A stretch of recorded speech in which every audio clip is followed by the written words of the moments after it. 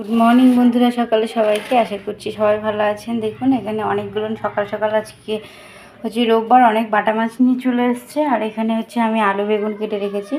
তো বাটা মাছের ঝোল আজকে এমন করে করবো, একঘেয়েমো পেঁয়াজ দিয়ে খেতে খেতে কিন্তু কারোই ভালো লাগে না। তো আজকে পেঁয়াজ ছাড়া এটাকে করবো। তো সঙ্গে থাকুন, দেখতে থাকুন। এই গরমে আলু বেগুন দিয়ে বাটা মাছের পাতলা ঝোল, তো পেঁয়াজ ছাড়া করব।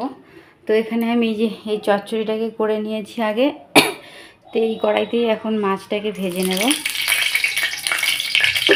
তেল দিয়ে দিলাম। তো মাছগুলো আমি একটা একটা করে অনেকগুলোই ছেড়ে দিয়েছি কড়াইটার মধ্যে। এখন ভালোভাবে মাছগুলো ভেজে নেব। তো এই যে মাছগুলো আমি উল্টে পাল্টে দিচ্ছি। কড়াইতে এত সুন্দর তেল তোলা হয়ে আছে, কোনো মাছই ভাঙার ভয় নেই। যেভাবে খুশি সেইভাবে উল্টে দিচ্ছি আর কি।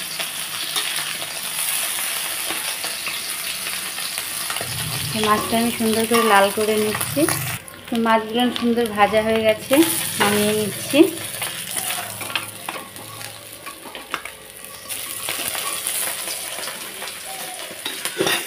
আবারও এই মাছগুলো ছেড়ে দিলাম। এগুলো স্প্রে মরিচে একটু উল্টে নেব। তো বাবুর জন্য দুটো বড় মাছ নিয়ে এসছে, কারণ বাটা মাছ ওদিকে বেশি খাওয়াতে বড্ড কষ্ট হয়। তো এরকম করে সব মাছগুলো নিয়ে আমার ভাজা হয়ে গেছে। আর এটা হচ্ছে এই চারটাও ভেজে নেবো, আর এই কটা ফ্রিজে রেখে দেবো, কারণ এত মাছ একসাথে রান্না করে তো খাওয়ার লোক হবে না। অত মাছ রান্না করে নষ্ট করে কোনো লাভ নেই।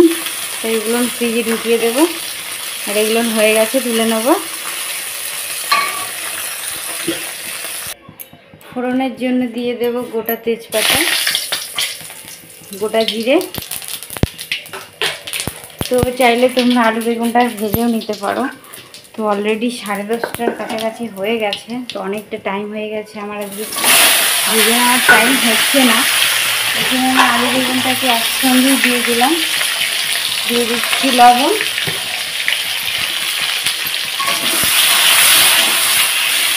এখন এটাকে ভালোভাবে আলুটাকে আর বেগুনটাকে ভেজে নেব। আমি তো আগেই বলেছি যে হচ্ছে পেঁয়াজ দেবো না, তাই এখানে আদা বাটা, লঙ্কা বাটা, জিরে বাটা রেখেছি। আর এখানে একটা গোটা টমেটো কেটে রেখেছি। তো গোটা টমেটোটা দিয়ে দেবো না, 3 পিস টমেটো দিয়ে দিলাম। তো আলু বেগুনটাকে ভালোভাবে লাল লাল করে ভাজতে ভাজতে আমি মশলাটাকে দিয়ে দেবো। তো বন্ধুরা, এত গরম পড়েছে না, আর ইচ্ছে করছে না যে রান্নাঘরে বসে বসে রান্না করি বা দাঁড়িয়ে রান্না। তো মশলাটাকে দিয়ে ভালোভাবে কষিয়ে নিচ্ছি। তো তোমরা এটাকে অনেকে চেনো কি চেনো না জানি না। তো যেহেতু আমি পেঁয়াজ দেবো না বলেছি, তো এই যে একটু রাঁধুনি বাটা দেবো।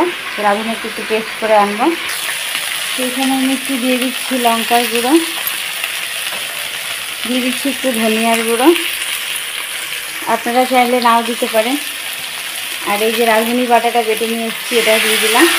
আর আগের থেকে আদা জিরা লঙ্কাটাকে একটু কষিয়ে নিয়েছি। রাঁধুনিটা একটু পরে দিলাম, কারণ রাঁধুনি দিয়ে বেশিক্ষণ ভাজলে না তিতা হয়ে যাবে। আর টিকটিক হলে কি ঝোল ভালো লাগবে না একদম। দিয়ে দিচ্ছি হলুদ গুঁড়ো। কাশি হচ্ছে, একদম মশলাটা কষানো হয়ে গেছে। ছোট্ট বাটি দিয়ে আমি 1 বাটির মতো জল দিয়ে দিচ্ছি।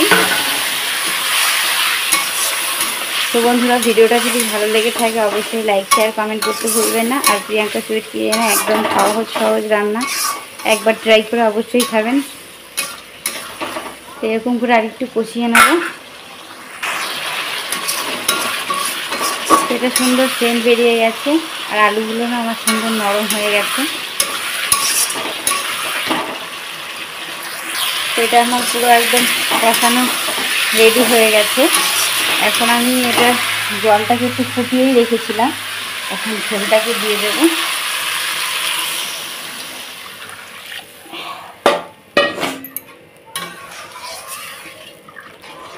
এখন ঝোলটা শুধু ফোটার অপেক্ষা। তো যদি ধনেপাতা থাকে অবশ্যই দিয়ে দেবে, ধনেপাতা দিলে খুব ভালো লাগে। ঝোলটা সুন্দর টকবক করে ফুটছে, এখন মাছগুলো ছেড়ে দেওয়ার পালা। 2 3 4 5 6 7 8 9 10 11 12 13 14 15। তো ওই যে একটা সোনার মাছ আছে শুধু, বাদ বাকিগুলো একবারে ছেড়ে দিলাম। তো বন্ধুরা, ভিডিওটা ভালো লাগলে অবশ্যই লাইক শেয়ার কমেন্ট করবেন, আর চ্যানেলটাই যদি নতুন হন সাবস্ক্রাইব করতে ভুলবেন না। আর সবাই ভালো থাকবেন, সুস্থ থাকবেন। এটা আরেকটু খানিকক্ষণ একটু জাল হবে। তো আজকে আমার ধনেপাতা নাই, থাকলে আমি একটু দিয়ে দিতাম, আমার খুবই ভালো লাগে ধনেপাতার সেন্টটা। তো দেখুন কী সুন্দর দেখতে লাগছে এই গরমে, পেঁয়াজ রসুন ছাড়া সুন্দর পাতলা আলু বেগুনের ঝোল। তো ঝোলটা আমার রেডি, নামিয়ে নেব।